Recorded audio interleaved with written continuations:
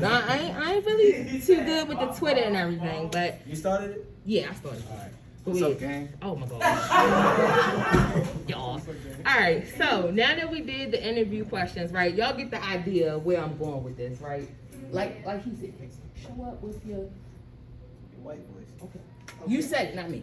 Alright, so You can just say proper voice. proper voice, professionalism. You know what I'm saying? Because it's like it comes with that territory. So the next thing we're gonna go over is a brief slideshow just about how to create positive environments in the workplace, okay? So this just to give you an overview. Y'all see me, this is my face, beautiful style. Thanks y'all. Yes, you know, so I'm Chanel Waller. I'm a business owner, I'm an entrepreneur. I'm a licensed non-invasive aesthetic practitioner, and like I said, I'm a mother of 2 beautiful daughters. So today we're gonna. Oh my gosh! So today we're gonna go over how to remain positive in the workplace, right? So the first thing you want to do is keep it real, you guys. Keep it real, okay?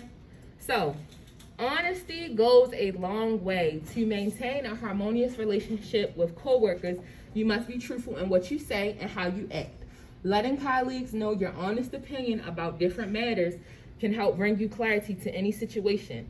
It also builds trust in the workplace and makes work easy and enjoyable.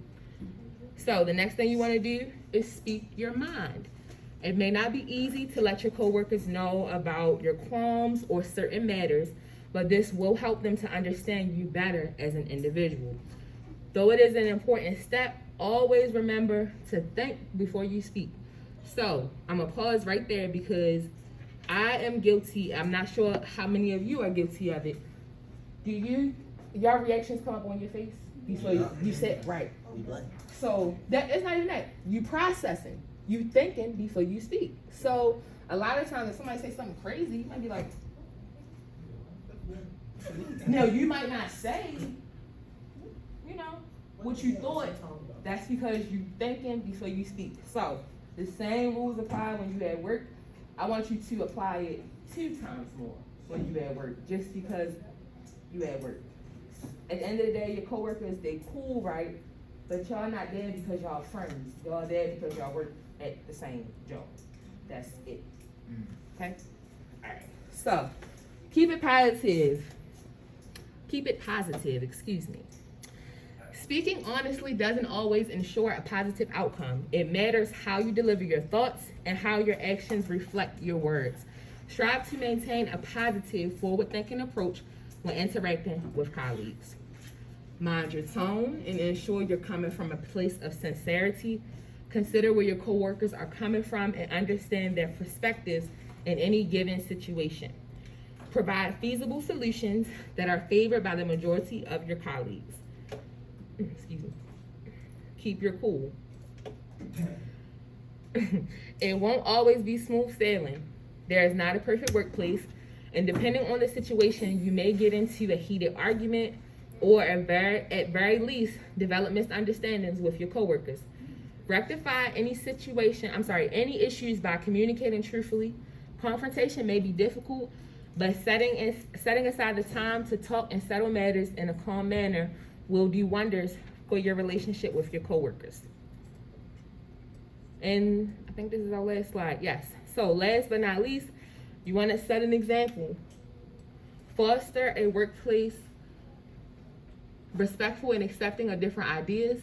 Be kind in your interactions and quick in mending any communication issues. All right. So that's pretty much the mindset you want to have when you're at work. You know, these not your friends, they're not your family, y'all not, these is people that you work with. That's it. And as long as you can remember that, you know, don't get me wrong, you may build relationships, you may be cool, but always remember how we, you know, came about this relationship. Because a lot of times life doesn't really get different. So you know how in high school y'all got like cliques and same thing at the job. Same thing. Just different age group of people. It's a different setting. Y'all there for a different reason. But the same things tend to happen. So If y'all can remember that slideshow and keep it at the front of your brain when it comes time to go to work, it'll save you from write-ups. It'll save you from getting caught up in drama at work. It'll save you from getting into it with customers, you know, because you deal with so many different people, and you always have to remember to be a professional and be positive and know how to make that positive environment, because if you don't know how to do it, how can you do it, right? So that is what we have for communicating and creating a positive environment. Now we're going to go over our professional development. So you all are important, okay? Every single body in this room is important. I don't care if you play sports. I don't care if you are on the honor roll, if you are student government, you know, part of the student government. All of y'all are important. Your thoughts matter, you matter, and if you're an individual that's important, you're going to move a certain way. You're going to do things a certain way. And just to give you an example of what I mean, right? So Jay-Z, we have Jay-Z, let's say we have Barack Obama, and we have Beyonce, right? Y'all don't see them down North Avenue. No. You're not going to see them. That's a dangerous place. You're not going to see them just walking by one day. You're not going to see Beyonce fighting nobody, fussing with nobody. Jay-Z not arguing with nobody. Right, because they got money. They got class. So once you, it's not even about money. Once you get to a certain level in life, right, you gotta act like it. If you say you're the boss, act like the boss.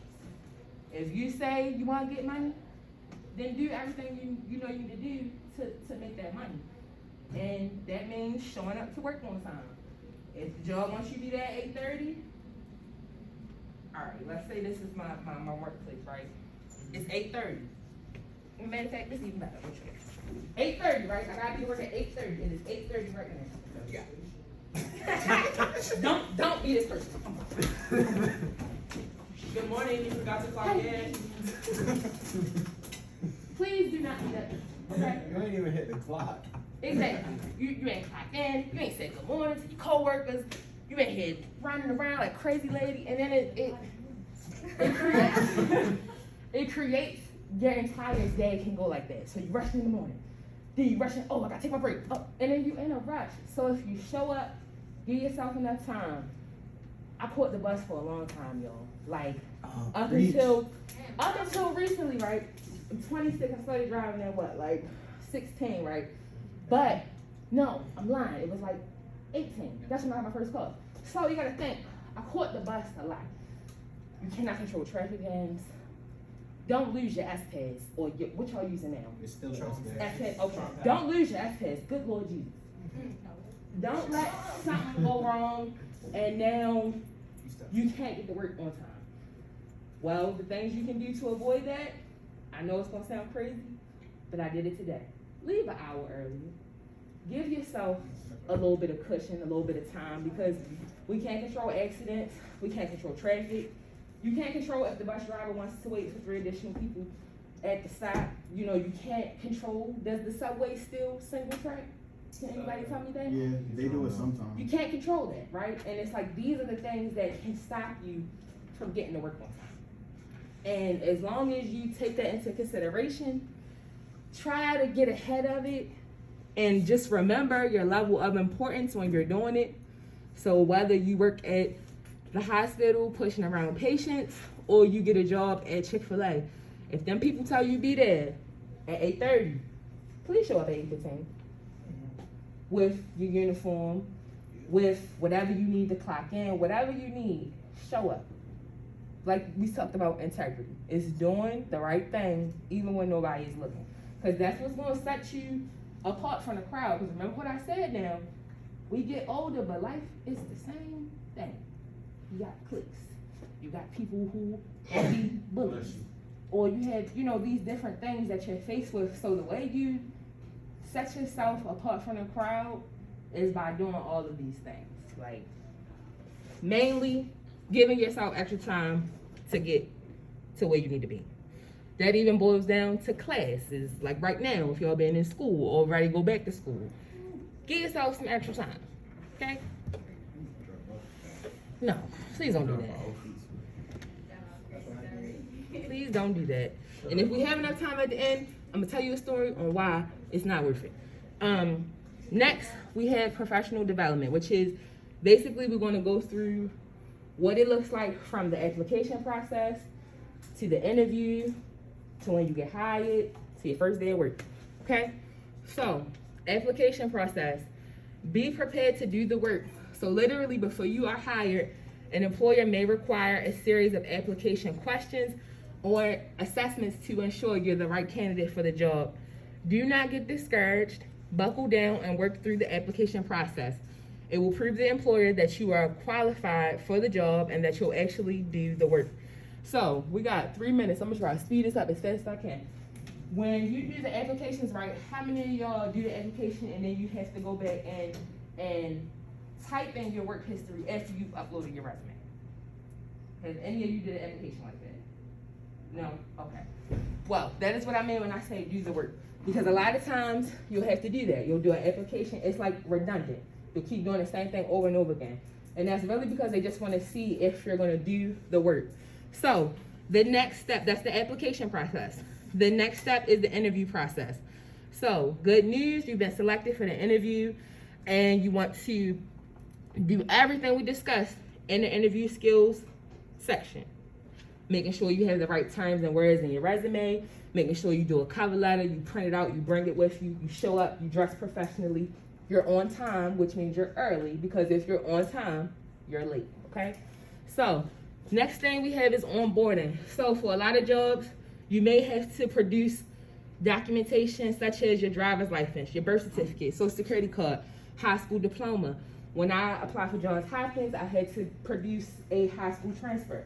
I know some jobs, they will pull your credit report. It's a lot of different things that they'll do before they actually bring you on board to hire you. Make sure you know where your birth certificate is. You have a photo ID. And that you have, what else did I say? That's the main two. Social security card, birth certificate, photo ID. And the next stage is gonna be your first day of training or orientation. So like I said, if you're on time, you're late, be punctual, dress appropriately. Bring money when it comes down to eat, like when it's time to eat lunch, bring money or bring lunch to save money. But always make sure that you got a way to eat, because the worst thing you can do is be at work on an empty stomach, hungry, okay? Worst thing you can do. And yeah, you just wanna make sure that y'all plan for any emergencies, any emergency events, have an emergency contact. Let's say if you get, pulled in for an extra shift at work, just have a backup plan. Have somebody that you can call if you lose your bus pass. Have somebody that, you can reach out to if you do end up needing a ride because you worked a later shift, or whatever the case may be. Last but not least, you want to read your policies and procedures.